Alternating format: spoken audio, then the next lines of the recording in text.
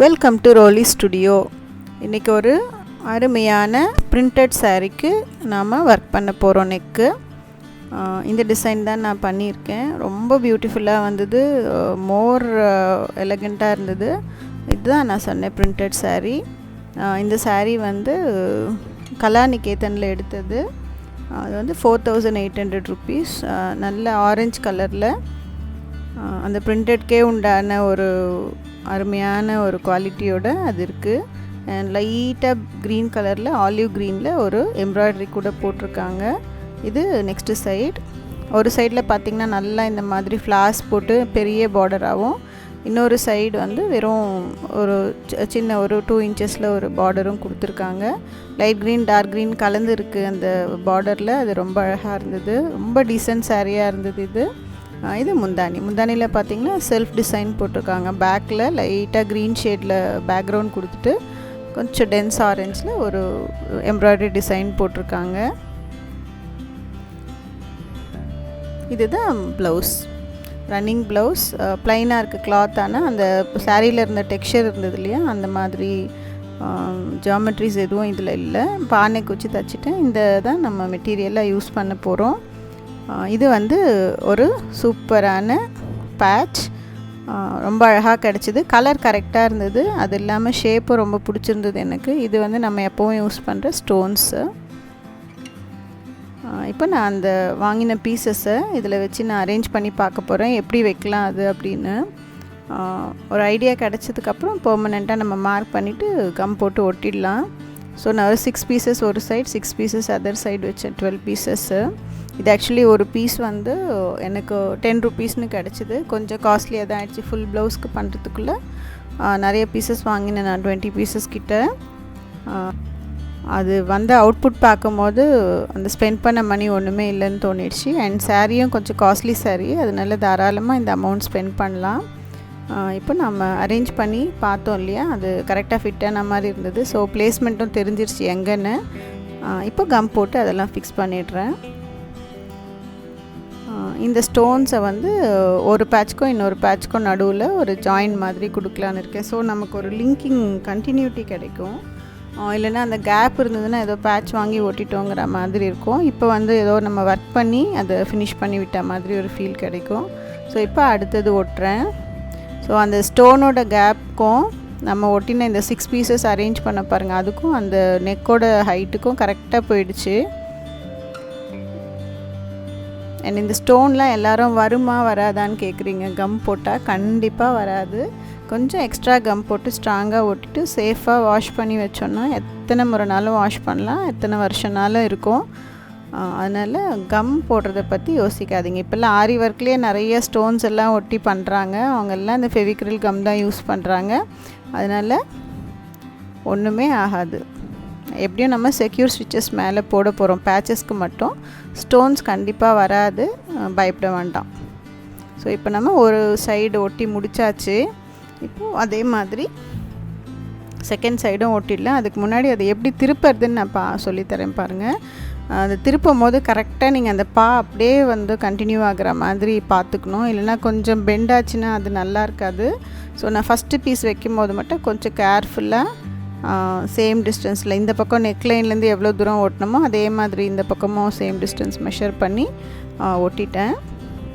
அந்த மாதிரி இந்த பக்கமும் ஒரு பீஸ் கார்னரில் வச்சு பார்க்குறேன் பாருங்கள். கார்னர்லேருந்து ஸ்டார்ட் பண்ணுறேன். மேலேருந்து ஸ்டார்ட் பண்ணிங்கன்னா இந்த டேர்ன் ஆகிற இடத்துல நமக்கு ப்ராப்ளம்ஸ் வர சான்ஸ் இருக்குது. அதுக்கேற்ற மாதிரி நம்ம அட்ஜஸ்ட் பண்ணும்போது அது கொஞ்சம் ஷேப்லெஸ்ஸாக மாறி போயிடும், கரெக்டாக வராது. ஸோ ஃபஸ்ட்டு கார்னர் ஃபிக்ஸ் பண்ணிவிடுங்க. ஸோ இந்த பக்கம் லீஃப் எந்த டிஸ்டன்ஸில் ஸ்டார்ட் ஆச்சோ அதை பார்த்து அதே மாதிரி வைக்கிறேன். அதுக்கப்புறம் அந்த நடுவில் அந்த டைமண்ட் ஸ்டோனும் வச்சுட்டு இன்னொரு லீஃப் டேர்ன் ஆகுது பாருங்கள், அந்த டேர்ன் பண்ணுற லீஃபையும் வச்சு பார்த்துட்டேன். ஸோ கரெக்டுன்னு தோணினதுக்கப்புறம் தான் நம்ம ஃபிக்ஸ் பண்ணுறோம். இந்த 2 பீஸும் ஃபிக்ஸ் பண்ணிட்டோன்னா அதுக்கப்புறம் கண்டினியூ பண்ணுறது நமக்கு ஈஸி. ஸோ இந்த ஃபஸ்ட்டு பீஸை ஃபிக்ஸ் பண்ணிவிட்டேன். அது ஃபிக்ஸ் பண்ணாலே கரெக்டாக பெண்டாக போகுதுன்னு அர்த்தம் பாக்கிட்ட. ஸோ இப்போ ஸ்டோனும் ஒட்டிட்டேன். நெக்ஸ்ட்டு இந்த லீஃபை ஒட்டலாம். இந்த லீஃப் ஒட்டும் போது கரெக்டாக அந்த ஆர்டர் வருதான்னு பார்த்துக்கோங்க. நான் இந்த பக்கம் பார்த்திங்கன்னா பேர்ல் கீழே பக்கமாக வர மாதிரி பார்க்குறேன். அப்படியே இப்படி திருப்பிட்டிங்கன்னா பேர்ல் மேலே பக்கம் போயிடும் நெக்ஸ்ட் சைடு. அதனால 2 பக்கமும் ஒரே மாதிரி கீழே பேர்ல் வர மாதிரி பார்த்து வைங்க. அதெல்லாம் நம்ம காமனாக பண்ணுற மிஸ்டேக்ஸு. பட் ஈஸியாக ரெக்டிஃபை பண்ணுறது தான். கொஞ்சம் பண்ணும்போது ஃபோக்கஸ்டாக பண்ணால் போதும், அவ்வளோதான். ஸோ இப்போ நெக்ஸ்ட்டு சைடும் ஒட்டி முடிச்சிட்டேன். எவ்வளோ சீக்கிரமாக ஆயிடுச்சு பாருங்கள் இந்த ஒர்க்கு. ஒரு 15 மினிட்ஸ் தான் ஆச்சு எனக்கு இந்த ப்ளவுஸ், நம்பவே மாட்டிங்க. எல்லாமே கம் பண்ணுற வேலை தான், அதனால வந்து ஈஸியாக இருந்தது. ஸ்டிச்சிங்கோ எம்ப்ராய்டரி மாதிரியெல்லாம் எதுவுமே இல்லை இதில். பட் மோஸ்ட் பியூட்டிஃபுல் ப்ளவுஸாக இருக்க போகுது இது. இந்த சாரியோட ரிச்னஸ்க்கு இந்த பேட்சஸ் வந்து இன்னும் ரொம்ப எக்ஸ்ட்ரா ரிச்னஸ் கொடுக்குது. எக்ஸலண்ட்.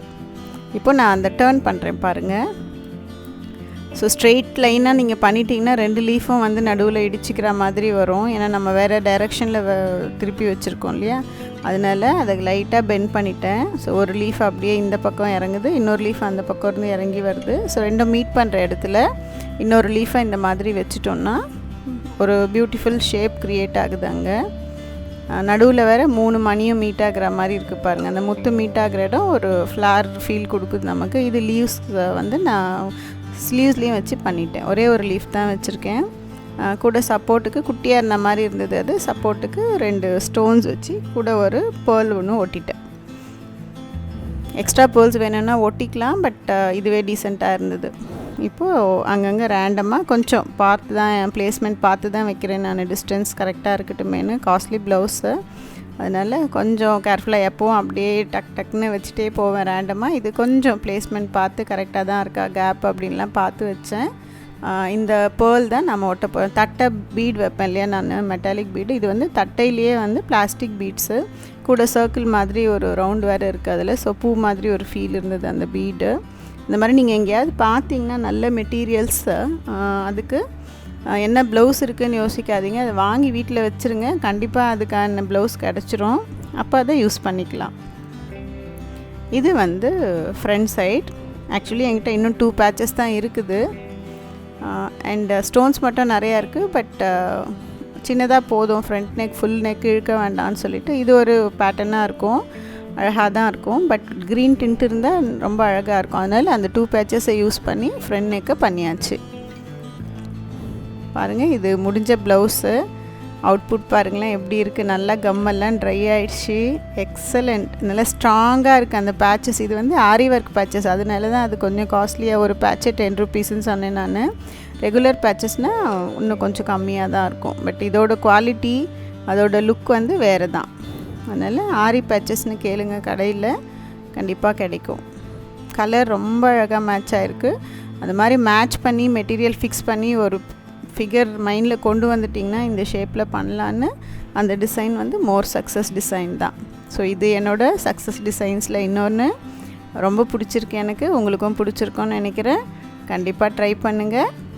தேங்க்ஸ் ஃபார் வாட்சிங் மை வீடியோஸ். Bye bye.